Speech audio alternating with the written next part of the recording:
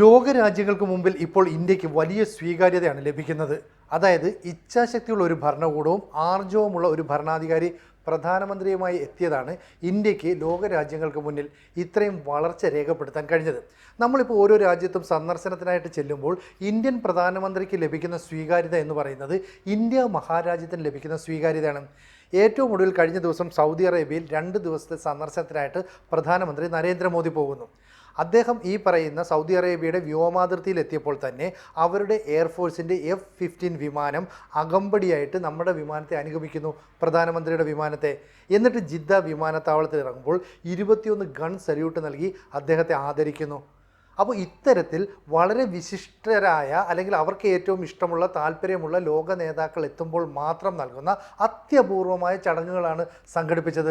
അപ്പോൾ ഇന്ത്യയെ യൂറോപ്യൻ രാജ്യങ്ങൾ എന്നതുപോലെ തന്നെ മിഡിൽ ഈസ്റ്റ് രാജ്യങ്ങളും എത്ര ഗൗരവത്തോടെ സ്നേഹത്തോടെ ആണ് കാണുന്നതെന്നും സ്വീകരിക്കുന്നതെന്നും നമുക്ക് മനസ്സിലാകുന്നുണ്ട്. ഇതിന് 2 ദിവസം മുമ്പാണ് JD വാൻസ് ഇന്ത്യയിലേക്ക് വന്നത്. JD വാൻസ് എന്ന് പറയുന്ന അമേരിക്കൻ പ്രസിഡന്റും ഇന്ത്യൻ പ്രധാനമന്ത്രി നരേന്ദ്രമോദിയുമായിട്ടുള്ള കൂടിക്കാഴ്ചകൾ ലോകത്ത് തന്നെ വലിയ ചർച്ചാ വിഷയമായി. മാത്രമല്ല, അമേരിക്ക ഈ താരിഫ് യുദ്ധം പ്രഖ്യാപിച്ചതിന് ശേഷം ഇന്ത്യയുമായി നടത്തിയ ഈ ട്രേഡുമായി ബന്ധപ്പെട്ട ചർച്ചകൾ വളരെ ഗൗരവം അർഹിക്കുന്നതാണ്.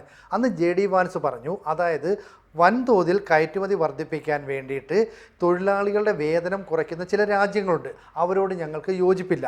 അതുപോലെ തന്നെ ഈ തൊഴിലാളികളുടെ അധ്വാനത്തെ മാനിക്കുന്ന രാജ്യങ്ങളെയാണ് ഞങ്ങൾ താല്പര്യപ്പെടുന്നത്, ഇഷ്ടപ്പെടുന്നത് എന്ന് പറഞ്ഞാൽ കൃത്യമായി ചൈന പോലെയുള്ള രാജ്യങ്ങൾ വൻതോതിൽ പ്രോഡക്റ്റുകൾ കയറ്റി അയക്കാൻ വേണ്ടി കുറഞ്ഞ വേതനത്തിൽ ആളുകളെ കൊണ്ട് പണിയെടുപ്പിക്കുന്നുവെന്ന് ഇൻഡയറക്റ്റായിട്ട് പറയുന്നു.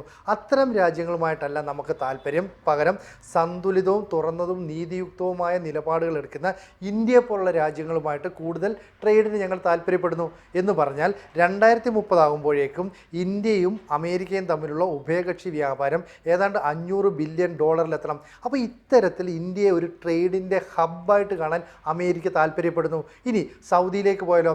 അവിടെ ചെന്നപ്പോൾ നമ്മളുടെ അടുത്ത് പറയുന്നത് ലോകത്ത് അതിവേഗം വളരുന്ന 2 രാജ്യങ്ങൾ എന്ന നിലയിലാണ് ഇന്ത്യയും സൗദി അറേബ്യയും മറ്റ് രാജ്യങ്ങൾ കാണുന്നത്. ഇത് മുഹമ്മദ് ബിൻ സൽമാൻ എന്ന് പറയുന്ന അവിടുത്തെ കിരീടാവകാശി തന്നെ പറയുകയാണ്. അദ്ദേഹം ക്ഷണിച്ചനുസരിച്ചാണ് പ്രധാനമന്ത്രി നരേന്ദ്രമോദി അങ്ങോട്ട് പോയത്. സാധാരണഗതിയിൽ റിയാദിലാണ് ഈ രാഷ്ട്രത്തലവന്മാരൊക്കെ വന്നിറങ്ങുന്നതെങ്കിൽ മുഹമ്മദ് ബിൻ സൽമാൻ്റെ താല്പര്യപ്രകാരമാണ് നേരിട്ട് ഈ പറയുന്ന ജിദ്ദയിലേക്ക് വന്നിറങ്ങിയത്. അതിനുശേഷം വലിയ സ്വീകരണം ലഭിക്കുന്നു. അവരുമായിട്ട് ചേർന്ന് എണ്ണ ശുദ്ധീകരണശാല, പെട്രോ കെമിക്കൽ മേഖല തുടങ്ങിയവയൊക്കെ സഹകരണത്തിൽ ഏർപ്പെടാനും നമ്മൾ തയ്യാറായിട്ടുണ്ട്. മാത്രമല്ല, പ്രതിരോധ മേഖല, ഊർജം, നിക്ഷേപം, സാങ്കേതികവിദ്യ എന്നിവയിലൊക്കെ തന്നെ വലിയ സഹകരണമാണ് നമ്മൾ നടത്താൻ പോകുന്നത്. കൂടാതെ ഇപ്പോൾ സൗദിയും UAE, ഇറാൻ തുടങ്ങിയ രാജ്യങ്ങളുമായിട്ട് നമ്മൾ എണ്ണ കച്ചവടം നടത്തിയെങ്കിൽ പിന്നീട് അത് റഷ്യയിലേക്ക് മാറി. അപ്പോൾ റഷ്യയിലേക്ക് മാറിയപ്പോൾ അമേരിക്കയ്ക്ക് താല്പര്യമില്ലാതെ വന്നുവെങ്കിലും നമ്മൾ അതിനെ മൈൻഡ് ചെയ്തില്ല.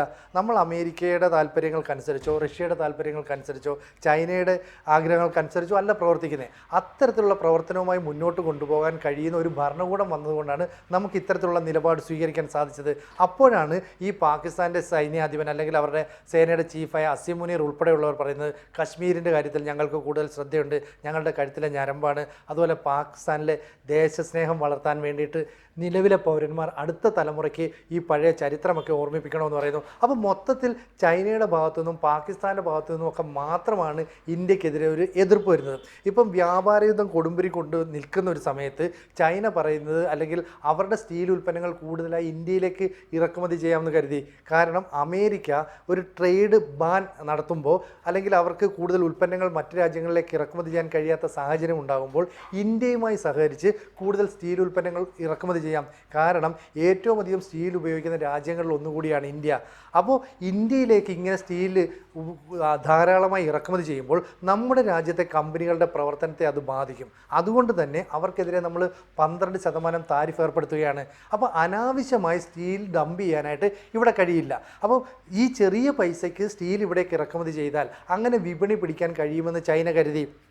മാത്രവുമല്ല, ഈ അമേരിക്ക അവർക്ക് നേരെ 249% നികുതി ഏർപ്പെടുത്തിയപ്പോൾ ചൈന കുറഞ്ഞ വിലയ്ക്ക് ഇന്ത്യയിലേക്ക് സ്റ്റീൽ ഉൽപ്പന്നങ്ങൾ ഇറക്കുമതി ചെയ്യും. അപ്പോൾ നമുക്കറിയാം, ഈ ഫിനിഷ്ഡ് സ്റ്റീലിൻ്റെ 75% ചൈന, UK, ദക്ഷിണ കൊറിയ, ജപ്പാൻ തുടങ്ങിയ രാജ്യങ്ങളിൽ നിന്നാണ് നമുക്ക് കിട്ടുന്നത്. അമേരിക്കയിൽ നിന്നും കിട്ടുന്നുണ്ട്. അപ്പം ഈ സ്റ്റീലിൻ്റെ ഉൽപ്പാദനത്തിലടക്കം ലോകത്ത് 2ാമത് നിൽക്കുന്ന രാജ്യം ഇന്ത്യയാണ്. ആ ഇന്ത്യയിലേക്ക് വൻതോതിൽ സ്റ്റീൽ ഇറക്കുമതി ചെയ്യുന്നു. അപ്പം നല്ല ക്വാളിറ്റിയുള്ള സ്റ്റീലുമുണ്ട്, സെക്കൻഡ് ക്വാളിറ്റി സ്റ്റീലുമുണ്ട്. അപ്പം അപ്പം മോശം ക്വാളിറ്റിയുള്ള സ്റ്റീൽ കുറഞ്ഞ വിലയ്ക്ക് ഇന്ത്യയിലേക്ക് നൽകിയാൽ ചൈനയുടെ കച്ചവടം നടക്കുകയും ഇന്ത്യയിലെ കമ്പനികളെ പൂട്ടിക്കുകയും ചെയ്യാം. ഇതാണ് ചൈന എല്ലായ്പ്പോഴും പുറത്തെടുക്കുന്ന തന്ത്രം. കാരണം വില കുറച്ച് വൻതോതിൽ സാധനങ്ങൾ ഡംപ് ചെയ്താൽ ആ വിപണി, തദ്ദേശീയ വിപണിയെ തകർക്കുകയും അവിടെ ആധിപത്യം സ്ഥാപിക്കുകയും ചെയ്യാം. അപ്പോൾ ഇത്തരത്തിലുള്ള നിലപാടുകൾ നമ്മൾ അംഗീകരിക്കില്ല. അപ്പോൾ നമ്മളുടെ താല്പര്യം അനുസരിച്ച് നമ്മൾ നിലപാട് സ്വീകരിക്കും. ഇപ്പോൾ ആയുധം വാങ്ങുന്ന കാര്യത്തിലായിക്കോട്ടെ, എണ്ണ വിൽപ്പനയുടെ കാര്യത്തിലായിക്കോട്ടെ, ഒക്കെ നമ്മളുടേതായ നിലപാട് സ്വീകരിക്കും.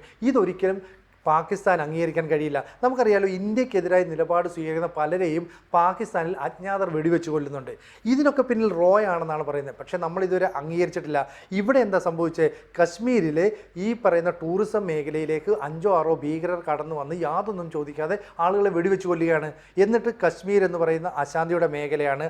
അവിടെ ഇപ്പോഴും മത തീവ്രവാദം നിലനിൽക്കുന്നു. ഒരു കാരണവശാലും വിദേശ സഞ്ചാരികൾ സ്വസ്ഥതയോടെ സമാധാനത്തോടെ ഇങ്ങോട്ടേക്ക് വരരുത് എന്നൊരു സന്ദേശവും നൽകുന്നു. അപ്പം അമേരിക്കൻ വൈസ് പ്രസിഡന്റായ JD വാൻസിന്റെ സന്ദർശനം ലോകരാജ്യങ്ങളുടെ ശ്രദ്ധയിലേക്ക് പെടുന്നു. സൗദി അറേബ്യയിൽ നരേന്ദ്രമോദി എത്തിയ വിസിറ്റ് ലോകരാജ്യങ്ങളുടെ ശ്രദ്ധയിൽപ്പെടുന്നു. നമ്മൾ ഇപ്പോൾ ഈ പറയുന്ന ബ്രഹ്മോസ് മിസൈൽ വിയറ്റ്നാമുമായിട്ടും ഫിലിപ്പൈൻസുമായിട്ടും ഒക്കെ കരാറിൽ ഏർപ്പെട്ട് വിൽക്കുന്നു. ഇതെല്ലാം ലോകരാജ്യങ്ങളെ അസ്വസ്ഥപ്പെടുന്നു. അപ്പോൾ പാകിസ്ഥാനെ സംബന്ധിച്ചിടത്തോളം നമ്മൾ വളരെ അസ്വസ്ഥത ഉണ്ടാക്കുന്ന ഒരു രാജ്യമായി മാറുന്നു. ആ രാജ്യത്തെ ഛിന്ന ഭിന്നമാക്കിയിട്ട് 2-3 പാർട്ടായിട്ട് വിഭജിക്കാൻ ശ്രമിക്കുന്നു. ഇതൊന്നും അവർക്ക് ഉൾക്കൊള്ളാൻ കഴിയുന്ന ഒരു കാര്യവുമല്ല. അതുകൊണ്ടാണ് ആർജവമുള്ള ഒരു ഭരണകൂടം ഇന്ത്യയിൽ നിൽക്കുന്നു എന്നുള്ള ഒറ്റ കാരണം കൊണ്ടുകൊണ്ട് നമ്മുടെ രാജ്യത്തെ തകർക്കാൻ, അല്ലെങ്കിൽ ഇവിടെ അന്തഛിദ്രങ്ങളൊക്കെ ഉണ്ടെന്ന് വരുത്തി തീർക്കാൻ ചില ഭീകരവാദികൾ ശ്രമിക്കുന്നത്. ഇപ്പോൾ പുറത്തു വരുന്ന വിവരം അനുസരിച്ച് ലഷ്കർ-ഇ തോയ്ബയുമായി ബന്ധപ്പെട്ട 6 ഭീകരരാണ് ആക്രമണം നടത്തിയത്. അങ്ങനെയാണെങ്കിൽ അവർക്കെതിരെ കർശനമായ നിലപാട് സ്വീകരിക്കും, ശക്തമായ തിരിച്ചടി നൽകും. എന്തിന്? സർജിക്കൽ സ്ട്രൈക്ക് പോലും നടത്തണോ എന്നതിനെക്കുറിച്ച് നമ്മൾ ആലോചിക്കുന്നുണ്ട്. എന്തായാലും ഇന്ത്യയുടെ വളർച്ച, അത് സൈനിക മേഖലയിലായിക്കോട്ടെ, സാമ്പത്തിക മേഖലയിലായിക്കോട്ടെ, പ്രതിരോധ രംഗത്തായിക്കോട്ടെ, എല്ലായിടത്തും നമുക്ക് വലിയ കയറ്റം, വലിയ ഉയർച്ച ഉണ്ടാകുന്നു.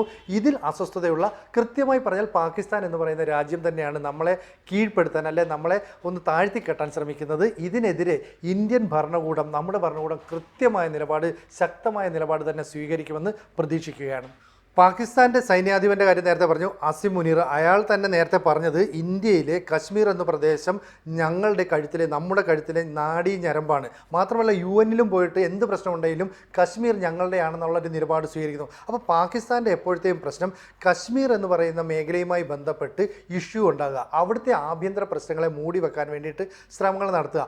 അതിനെയൊക്കെ നമ്മൾ പരിഹരിക്കുക അല്ലെങ്കിൽ അതിജീവിക്കുകയും ചെയ്യും. ഇപ്പോൾ ആർട്ടിക്കിൾ 370 എടുത്തു കളഞ്ഞു. അതുപോലെ അവിടെ ഭരണം നടത്തി, ധാരാളമായി വിനോദസഞ്ചാരികൾ അങ്ങോട്ടേക്ക് വരുന്നു.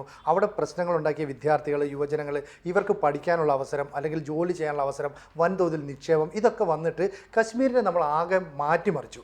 അങ്ങനെ മാറ്റിമറിക്കാൻ പറ്റുന്ന ഒരു മേഖലയല്ലെന്നും അത് അശാന്തിയുടെ ഒരു താഴ്വരയാണെന്നുമുള്ള പ്രതീതി സൃഷ്ടിക്കാൻ എല്ലായ്പ്പോഴും പാകിസ്ഥാൻ ശ്രമിച്ചുകൊണ്ടേയിരിക്കുന്നു. ആ ശ്രമങ്ങളുടെ തുടർച്ചയായിട്ടാണ് ഇപ്പോൾ അവിടെ ആക്രമണം ഉണ്ടായത്. എന്തായാലും ചൈനയുടേതായാലും പാകിസ്ഥാൻ്റെ ആയാലും ഇത്തരത്തിലുള്ള കുൽസിത ശ്രമങ്ങൾ അത് ഒരു കാരണവശാലും ഇന്ത്യ അംഗീകരിക്കില്ല. ഇന്ത്യ അതിന് ശക്തമായ തിരിച്ചടി നൽകും. മാത്രമല്ല, ലോകരാജ്യങ്ങൾക്ക് മുന്നിലേക്ക് നമ്മൾ കയറി വന്നത് എങ്ങനെയാണെന്നതിനെക്കുറിച്ച് കൃത്യമായ ധാരണയുള്ള ഒരു ഭരണകൂടം ഇപ്പോഴും ഇവിടെയുണ്ട്. അവർ ആ പ്രശ്നങ്ങളെയൊക്കെ തന്നെ പരിഹരിച്ച് മുന്നോട്ട് പോകും. ഇനിയും ഇത്തരത്തിലുള്ള ഒരു ആക്രമണത്തെക്കുറിച്ച് ചിന്തിക്കുക പോലും ചെയ്താൽ അവർക്കെതിരെ എന്ത് നടപടി ഉണ്ടാകുമെന്നായിരിക്കും ഈ ഭരണകൂടം കാണിച്ചു തരിക. അതുകൊണ്ട് തന്നെ ഇപ്പോൾ ഈ കശ്മീരിൽ നടത്തിയ ആക്രമണം എന്ന് പറയുന്നത് നമ്മളെ പേടിപ്പിക്കാനായിട്ടുള്ള ശ്രമമാണെങ്കിൽ അത് ഫലപ്രദമാകില്ല, അത് ഫലിക്കില്ല എന്നുള്ള രീതിയിലാണ് നമ്മുടെ ഭരണാധികാരികൾ നിലപാട് സ്വീകരിക്കുന്നത്. ഇന്ത്യൻ പ്രധാനമന്ത്രി അതുകൊണ്ട് തന്നെ സൗദി സന്ദർശനം വെട്ടിച്ചുരുക്കി തിരിച്ച് ഇന്ത്യയിലേക്ക് എത്തുന്നു.